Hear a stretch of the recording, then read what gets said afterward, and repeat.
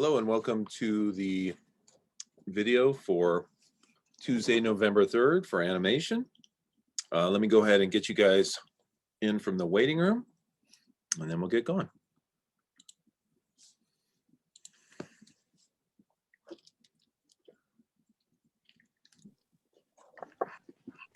Good morning. Good morning.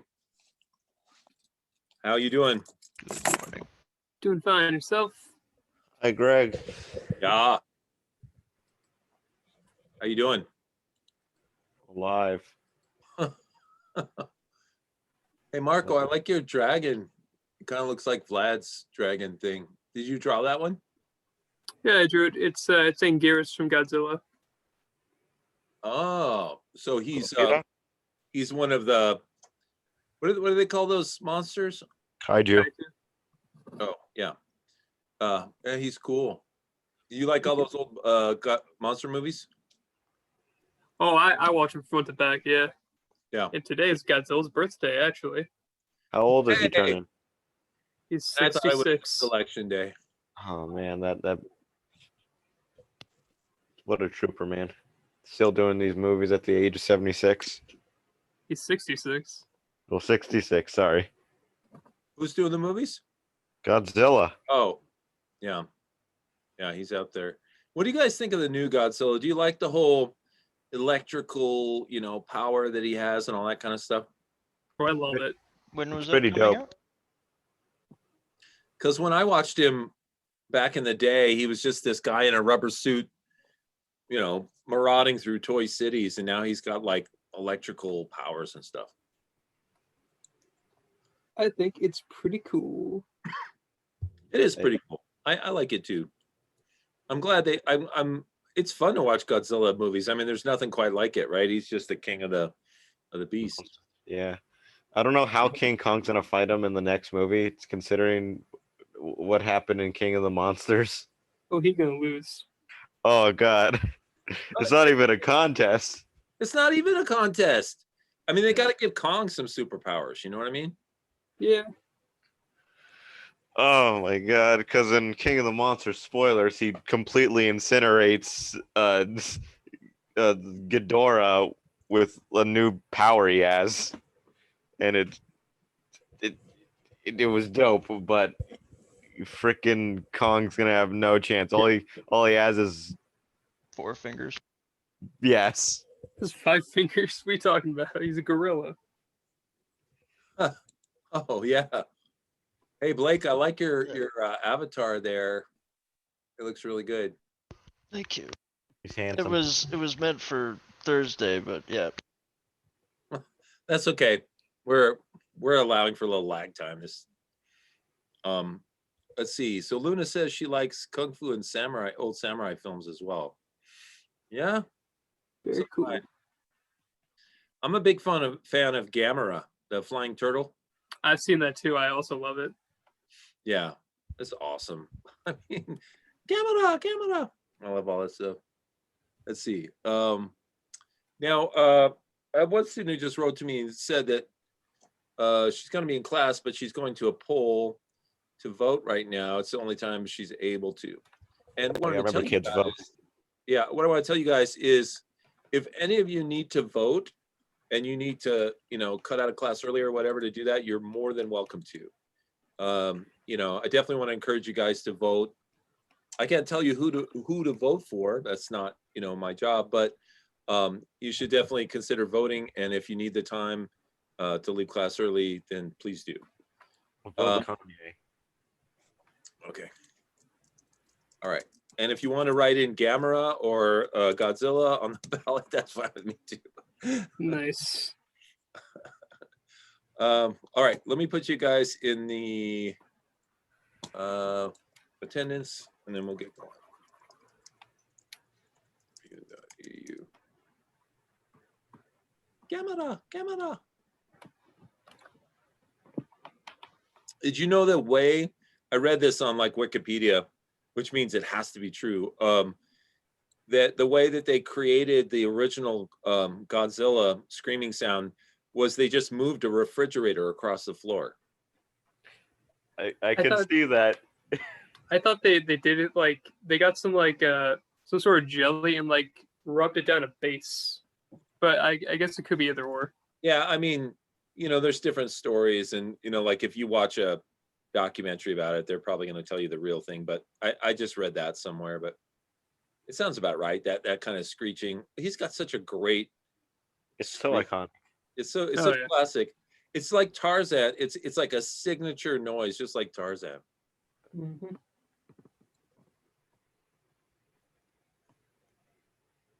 So, Marco, do you have like all the kanji toys and everything? Not all the toys. I have a lot of the movies though. Oh yeah, nice. I do have one. It's like this. Man, since I'm geeking out here for a second, I got this one that's like. I'm gonna turn this background Right. off, man. Do. I don't know how to turn the background off, but I got this one that's like burning him. Like that's fire on the front of him. Yeah. Wait, turn it sideways. So is the fire just painted on him, or is it actually 3D coming out? It's like sculpted in there. It's like from one of the movies where he dies. Oh, He Okay. dies. so Yeah. he gets set on fire by another creature and burns down, kind of thing. No, it's just like the whole thing is that he's like melting down. Oh, that's pretty cool. I love me some Godzilla. Yeah. Gojira. Okay, let's see. All right, let me go to the class website here. La, la, la, la, la, la, animation right there. Okay. All right. So the first thing I want to check on is if anybody finished a animation. Last week we did the exaggeration exercise on Thursday, and I want to see if anybody finished one of those that we didn't get a chance to see on Thursday. I know that somebody finished one. Was it you, Garrett? Did you finish one? And oh, William's got one in his folder. Okay, so let me go look in the folders and see what I can find. All right, so switch this one over to Pima, and then look for William.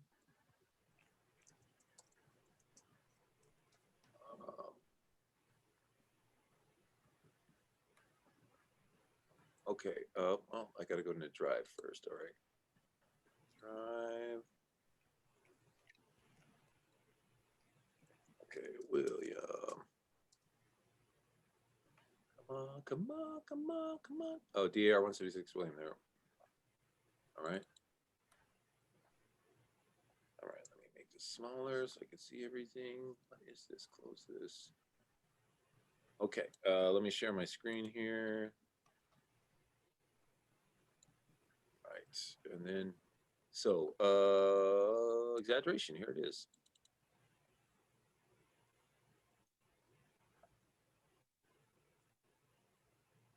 Wow, Nice flip. I know. nice flip. That looks great. It really does. It's dope. Yeah, really dope. Double dope with cheese. Ooh. Nice job, William. I like that a lot. All right, let's go down here. 10 out of 10. Blake is holding up the scorecard. Very nice. Luna likes it too. Okay, really nice. And then let's see. Let me see who's here right now. We did day 15, right, last week? Yeah. Okay, just I double think check. today is day 15. Oh no, I think today's day 16. Let me see. There was like a look back on day 15. Yeah. We have to go back. Yeah, it says do the sleep on exercise from day 15. So today's day 16, but we have to open day 15 and do the last Day last day row. 15. Everybody give it up for day 15. Now, Garrett, didn't you have one? Didn't you write me? Was it you that wrote me at the end of the period on Thursday? And I was like, I have one. I was like, oh, we'll see it on Tuesday. Was that you or was that William? I thought it was you. I guess one way we could find out is to go in there and look. Let's see if Garrett has one. So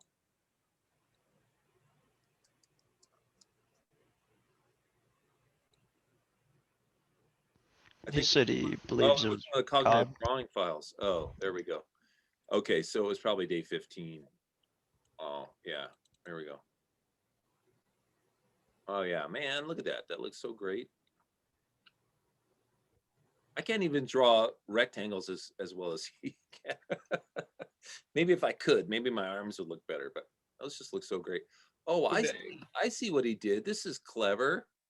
I'm learning everything I learned about drawing I learned from Garrett. But see, first he puts the rectangles in the example arm, and then he knows how to set them up over here. Clever. Okay, very good. That looks great. And let's see, were there two? Yeah, here's another day 15. Okay, yeah, so we're gonna start our cognitive drawing with day 15. We got to open this file right here. All right, let's do this. Let's do it. Luna says she likes the shading, by the way, on the drawings for Garrett. All right, so that means Photoshop and day 15. Let's see, file open. Desktop, what? Okay, now I gotta find me some day 15 action. Here it is. Well, there's two of them. I guess I have both of them next to each other. That's why it looks like that. Do, do, do, do, do. Oh. Okay. Day 15 it is. All right, and this one is, now what he doesn't say is whether or not this is from memory or from reference. What do you guys think we should do? Memory. Memory? Yeah, memory. All right. It's probably memory. Okay, so I'm going to take a quick look at this. I'm going to use the Garrett method of drawing in the rectangles on this dude. So I'm going to need my layers. Red. Oh, this will be fine. This is red, but oh, okay. All right, so let's see. We want to go like this.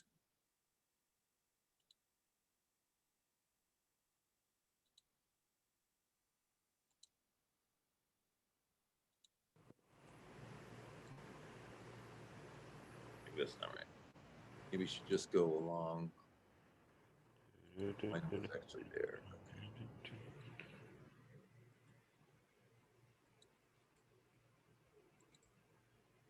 All right. Let's see.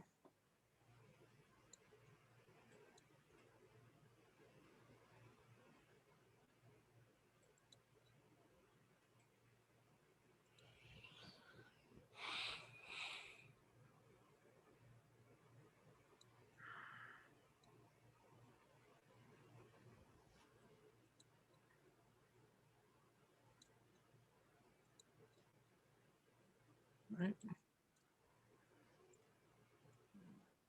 I did that on the black layer. Oh, well.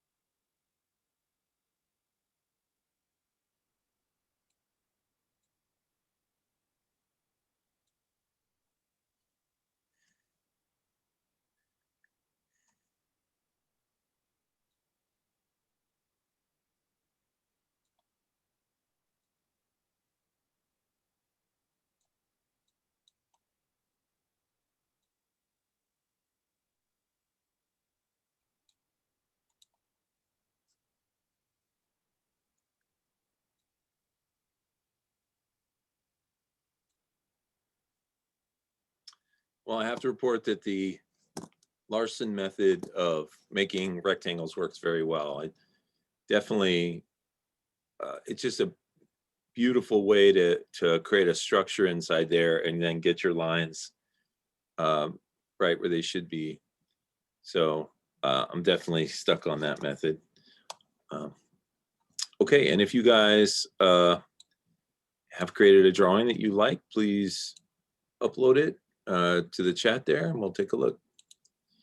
Okay, and then after you finish that 15 sleep on a drawing, we have to go to the drawing for today, which is 16. And you can get right here. And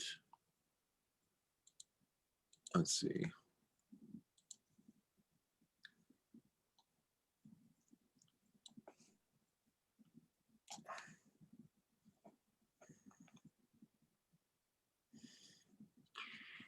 Ooh. So day 16 is 3 pages, but we're not going to do all 3 of them today.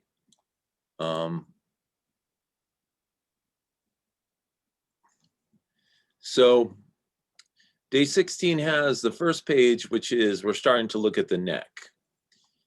The second page is just a bunch of sketches of the neck. Well, I guess we could do this because the third page is, don't tell me, where is it? Right here. The third page is just a blank page. So what we're supposed to do is we're supposed to have like the third page and the second page be together, and then just quickly on the third page, sketch all the necks on the second page. So in order to do that, we could go to the second page, go image, canvas size, click this arrow that goes over to the left to make the content go over on the left-hand side. And then look at the width. It's approximately, we'll round it up to 9. So we'll make the width 18. So we get that. And then we go to day 3. We can do select all, edit copy, go back to day 2, edit paste, and then just move this bad boy here. And if you want to, you can crop it, but I'm not even going to bother cropping it. So, okay, so pages 2 and 3 are set up now, so we can do the quick sketching. And then page 1 is where we start with the neck. So it says, finish drawing the neck muscles below while studying the reference above. Okay, cool. So we don't even have to do the memorization thing. We can just draw these guys from reference, which is awesome. I like that. All right, next.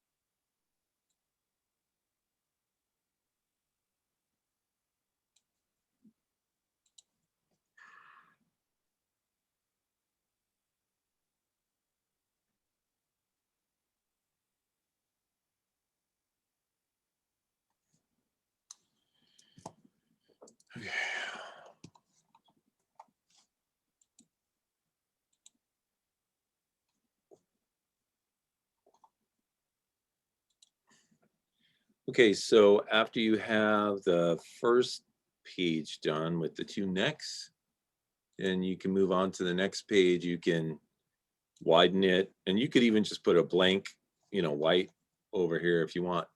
But then here's some simplified sketches of the neck for you to practice. See how quickly you can draw out the basic shapes and make up the human neck.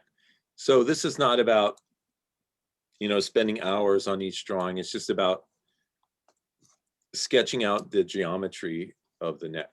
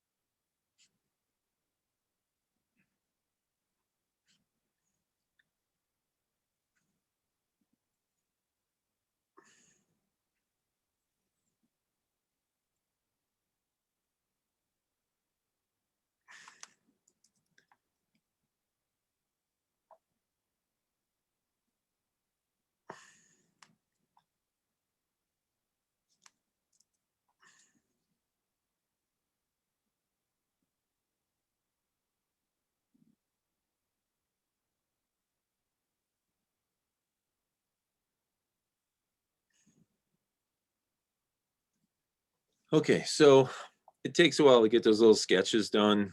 We're supposed to do them quick, like sketches. I know the temptation is to slow down and do them as nicely as you can, but try and sketch them out. One of the things that you realize is you're just doing the same shapes over and over again. This sort of block for the head, the triangles that make up the V of the neck, and the upside down triangles or right side up triangles that make up the shoulders and everything. So I think this is how you get better at this type of drawing, is just drawing the shapes over and over from different angles, and pretty soon you've got it. It's muscle memory. It's in your head. Okay, so some of you that have finished any of these drawings want to upload them or put them in your folder. We'd love to look at them.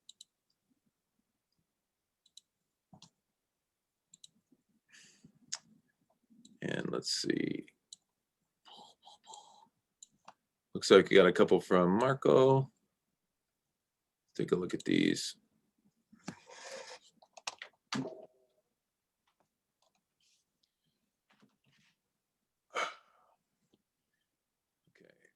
Let me download both of them first.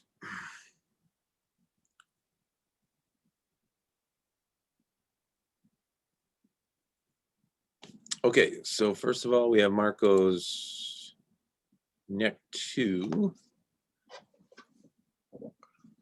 See what this looks like. Okay, so, oh, I didn't realize this. It says either copy the simple sketches from the previous page or make up your own. And so Marco decided to make us some of his own. So these look really good. So he's got the head, he's got that V of the neck, and then these lines for the shoulders or the chest, top of the chest. Looks like he's got it from all different angles. So that looks really good. And then, here are the neck muscles. Those look nice as well.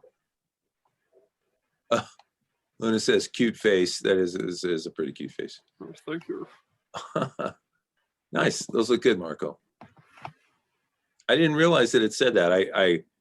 I'm glad I didn't do my own though, because I don't. I think I still need more practice with a neck like this. So doing his sketches was better for me. But okay, anybody else have any you want to upload or that are in their folder that we can look at? Please do. And then I will go to the class website, see what we're doing. Okay. All right. Let me launch Adobe Animate here.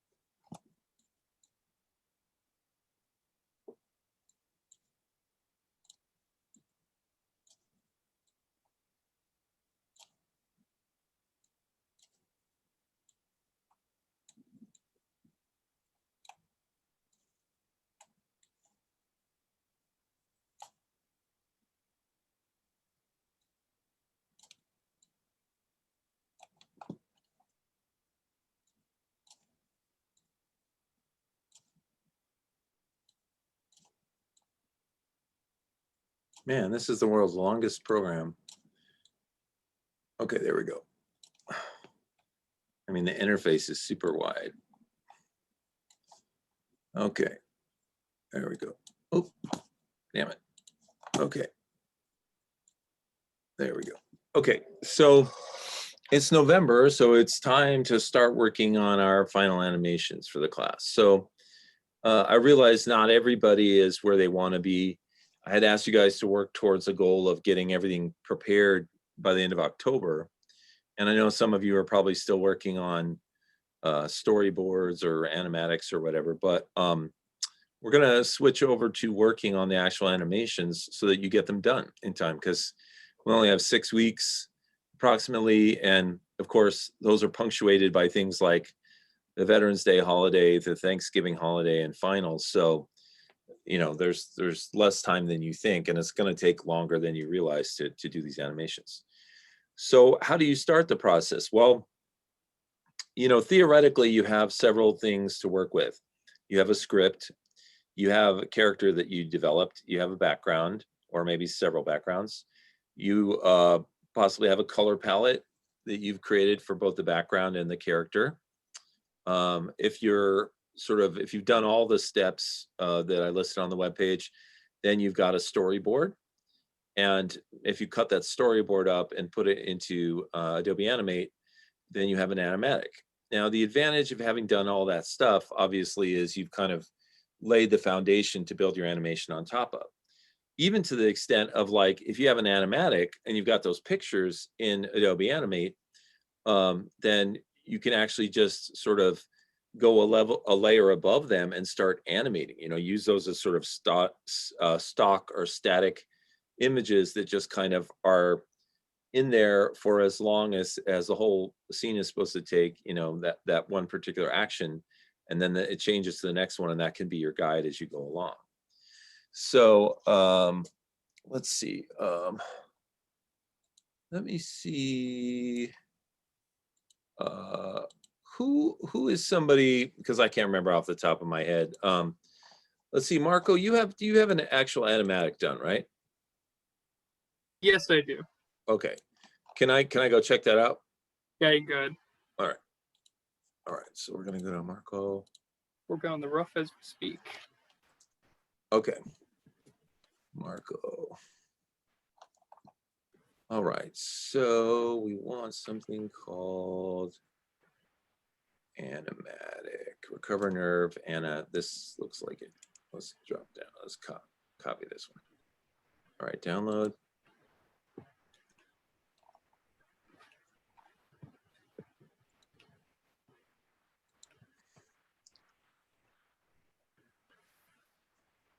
Okay, so Marco, if you don't mind, I'm going to use yours as kind of an example here. All right. So he's done all the steps. You know, he's got a script, he's got a character, he's got a background, he's got color in him. He's created a storyboard, and he's created an animatic. Now, if we look at the animatic here, let me see if I can make this small as possible. Let's see.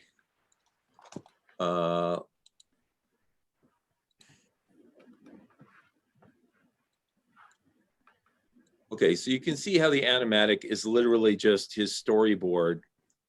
You know, one image after another of his storyboard, just you know, happening with a certain amount of time between them, so a certain amount of frames between each one.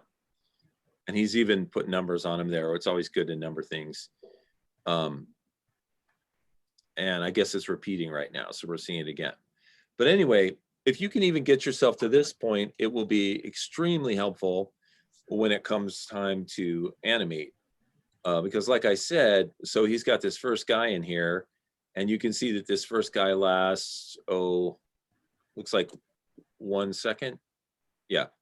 So he's got this first guy in here for 1 second, and then he switches to the other. Now, it's very possible that this first frame or this first image, you know, the animation that occurs there will take longer than 1 second. And in that case, he just has to extend this out further. But what he can do now is, actually, let me open this folder, because I think maybe there's some things in there that would help me understand how he set this up.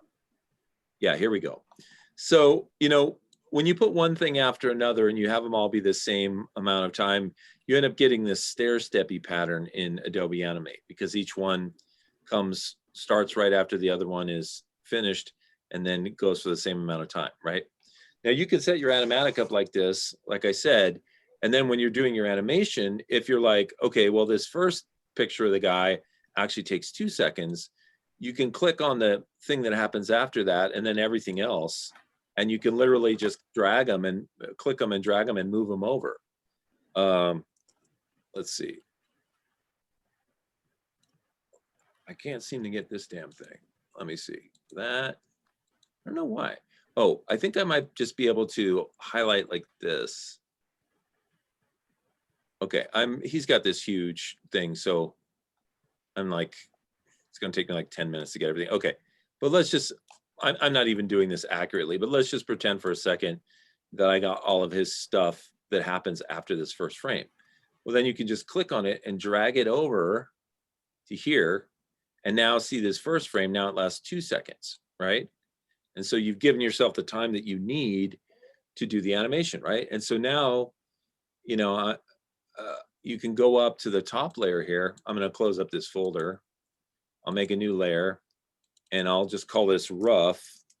You know, you're gonna do your rough animation or whatever. And so now on this layer, he can actually start animating. He can start drawing, you know, the character in this pose, and then figure out how many seconds he wants them to be on stage like that, and then move them to the next pose, or maybe there's movement the whole time. You know, maybe the eyes are blinking and the hand is coming up and doing this. Maybe this hand is shaking a little bit, you know, to show, you know, that the camera is not, you know, quite steady or whatever. Maybe there's wind blowing in the background, you know. So he's doing all those elements on different layers right here above the animatic, because the animatic serves as sort of the guide, right? And then of course he's making the drawings until he perfects them, and then he can come back in later and do the color. Now, other decisions that could happen at this time is whether or not he's going to be animating on ones or twos. And we learned about that. If you animate on twos, it's half the work because you do half the amount of drawings. Plus, it tends to look smoother. So there's an advantage to that. Do you know, Marco? Are you? I'm sure you know. Are you animating on ones or twos? I'm working with twos. Mm-hmm. Okay, so that's good. Now another thing that he can do is, if he's going to have music or a soundtrack to this, he can bring that music in right now and put it on a layer on the bottom, and he can have it be playing, you know, while he's doing the testing of the animation and everything. And then he can get certain cues from the music. Like he can say, okay, by, you know, at 3 seconds the music swells, and at that point I want to have the character, you know, jump up or something like that. So he can have the music in there the whole time to serve as a cue for where he's animating. And so that's the process you want to do. You want to start building things up. You know, like I said, if you have an animatic, it's great. It's really helpful. You can start animating without an animatic. There's no rule against it. It just gives you a little bit of a guide, like a framework. And I would definitely recommend that those of you who are maybe a few steps back, you know, that haven't finished your storyboard or your animatic, just jump to the head of the class and see if you can start animating your cartoon, because, you know, there's not a lot of time, and you need to get moving on this. So, you know, don't feel like, oh, if I haven't finished every complete step before I start animating, it's going to be horrible. It's not. Just, you know, jump to the front of the line and start animating, because, as I said, it's a long process and you want to get started on it. So Marco, you wouldn't happen to be able to upload your rough that we could look at? You wouldn't be okay with that, would you? Yeah, I can do that. Just let me see what I got so far. Okay, cool. So we can watch Marco's process, and that's different from everybody else's. Everybody's got their own way of working. You know, you don't even necessarily have to start animating the first scene at the time. You know, you don't have to animate the first scene first if you don't want to. Of course, it makes a lot of sense, because then you can stack up everything after that frame-wise, right? Now, while Marco's getting this ready, another thing that you should consider is, you know, what style of animation are you going to do? Are you going to do frame to frame, or are you going to do pose to pose? And, you know, one of the things that I definitely locked into during the exercises that we did for this class is that pose to pose is definitely the way to go for me. So, like, for example, you know, if you're going to have a guy jumping, you know, then, you know, you draw them in their first position, you know, at a certain frame, and you're like, well, I want this whole thing to take 1 second, which is 24 frames. So you can go down to the 24th frame and insert a blank keyframe. And you can say, or maybe you're even going to insert, let me do this again. Let me insert an actual keyframe. So it's going to be that guy again. Let me make my frames a little bigger so they're easy to see. All right, it's in there. Okay, cool. Thank you. Okay, so we'll look at it in just one moment. Move frames. Okay. So, now I've got my same guy here. Okay, he's going to do a jump. And then I have his same drawing here. Now I can take this drawing and I can move it, down here. I can go halfway between these, which would be frame 12, and insert a blank keyframe and turn on my onion skin and drag this onion skin all the way to the front and the back. Okay, so now I see my guys where they're going to be in the starting position, the ending position, and then on this frame, I can go in and draw him where he's going to be in the air, leaping between these two positions,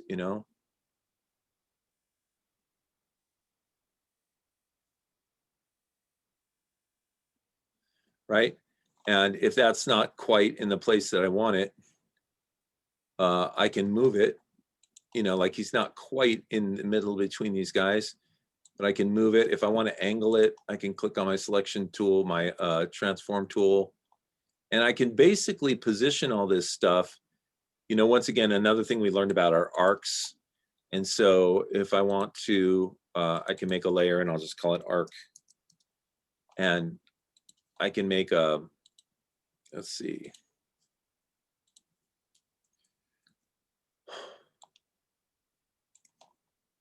Make a little thing like this.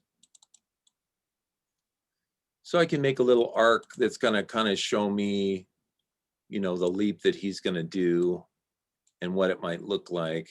Oh, it's harder than it looks when you do this, not the shift thing. Okay, and then okay, let's see how high I want him to jump.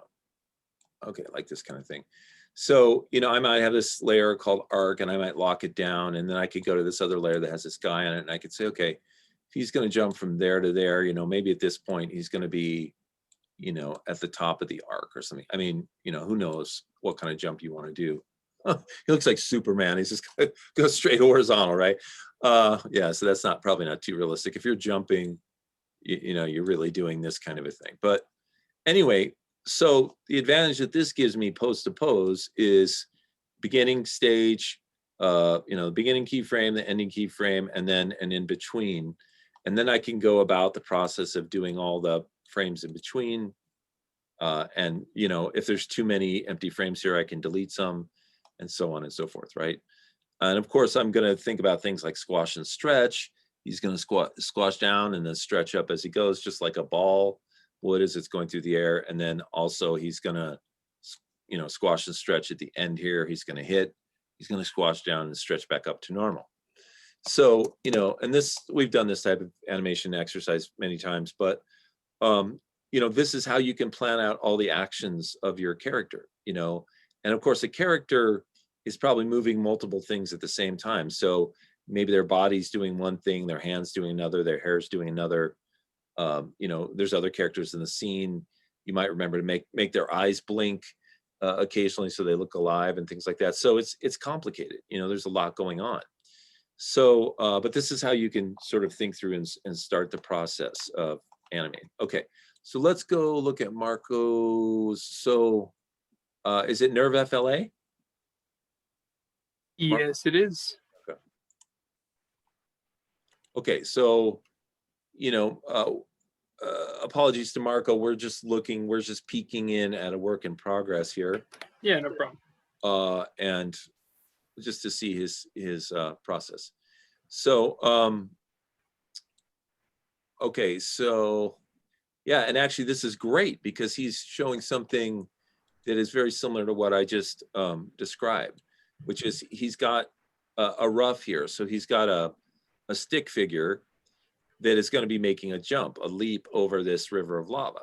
So he's drawn the stick figure. Now, Marco, did you use pose to pose when you did this? Yeah, a little bit of pose, yeah. Okay, so like he's got the character there. He at this point he's got the character completely on the other side, and so he knows, and who knows, maybe he drew one of these middle ones as well. But anyway, he got the character starting there. He's got the character ending here, and then he draws all the in between scenes with just a stick figure, which is a great way to go because then you can at least get your position happening, right? Then you go back in and draw the geometric shapes that create your character. Okay, so now we've got a new direction this character needs to go, which is this way. And so probably the same thing. The character has to move into position. And then it's right about here that they're going to start and, move over here. And then he's going to have to jump this direction too. So we've got a series of jumps that are occurring. Let me see if I can loop this. We're not going to see all of them because he's not done, but right. And once again, this is just a very small part of the animation. This is just the character leaping over a couple of lava lakes or lava streams, maybe to either get in or get out of the scene. And that's a small part of the total animation. So, once again, it's a lot of work. But I think he's done a great job, and it's also a great example to kind of show how you can do this. Now, what's your next step, Marco, after, let's say you finish just this part right here with your stick figures. Do you go in and do you block in like sort of geometric shapes for the character? Exactly. That's the plan. Okay. Like this is the rough, then I'll work on the official rough, then line art, and then coloring, and then it'll look nice. Okay, so you have these different steps. So you do a rough, which is just stick figures. Yep. Then you do what do you call the one with the geometric shapes? You have a name for that, or is it just another rough? Just a rough. Okay, it's another rough, second round of rough. Yep. Then you progress to line art. Yes. Now, and line art is where actually drawing in the lines of the character over these previous layers of stick figures and geometric shapes that kind of fleshed them out, created a skeleton for you, right? Exactly. Yeah. Then once you have the line art, you turn off those other layers and you can go back in, color it, and then do any like finishing touches and stuff. Yep. Okay. And then what happens in regards to music with yours? I have a couple on the side, but I haven't decided which one yet. Okay. So at some point when he decides, he may actually drop it in there. And really, the earlier the better with music. If you're going to use music as a soundtrack, which I imagine a lot of you will, for your animation, get it in there as soon as possible, because you will want to synchronize your animation with it as much as possible. Now, it is possible that you'll just put in music and it'll just be background music, and it really won't have any crescendos or decrescendos that match what the character's doing. In that case, okay, fine. You're not matching it, but you still may want to get it in there just to get the mood, just to set the mood for the piece. And that might even help you with things like deciding what colors to use or how fast to animate the character. Right now, Marco's going at 30 frames per second, which is pretty quick. And what's your rationale for doing that? Oh, I just haven't changed the frames yet. Okay, so this is just probably the default for for animate. So, but once he gets his drawings in here, he's going to lower the frame rate until it looks like his character is moving at the correct rate, and then he'll probably just leave that for the rest of the animation. Exactly. Yeah. Any other steps or anything that you do or are planning to do, Marco, that we need to hear about? I'm just following the animatic as closely as I can, because it adds as a good little blueprint for what to do. Yeah, it's a blueprint, it's a roadmap, so that helps, And like I said, if you guys, even if you're able to just sketch out a bunch of thumbnails, which essentially serve as a storyboard, and then bring those into Animate and make them in animatic, just drop them in on a layer, even that will do you huge favors. It's always good to work with a blueprint. Architects don't go in and just go, oh, let's just make walls. They obviously they have some sort of a plan, and so that helps. Okay, let's see now. Is there anybody else who has started work on their animation and wants to show maybe a rough or their process or anything like that?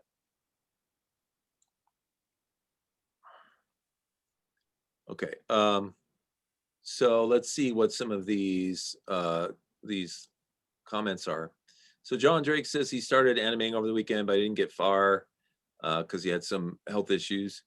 Let's see, keyframes and symbol movie clips reminds me of Pokemon trainer looking for Pokemon in the wild areas. That's pretty funny. And then Blake agrees with that. Let's see, Luna says it's a lot of work to draw every frame as well. Nice framework as well as coloring can take some time too. Yes, it can. So that's why you need to get started because it's a long process. Okay, all right. So what I want to do is I want to give you guys the rest of the period.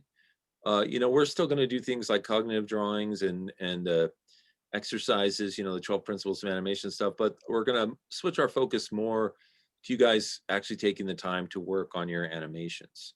So spend some time right now and either just start animating or, you know, if you have to, make a bunch of thumbnail sketches and bring them into Animate and create a very rough animatic to give yourself a blueprint to animate over. But start the process today if you can, because you know, as we can see, it's a big project. Okay, so why don't you guys work on that? I'm gonna I'll turn off my video, but I'll be here if you have a question, and then I'll check back in with you at the end of the period. Okay, sounds good. Okay.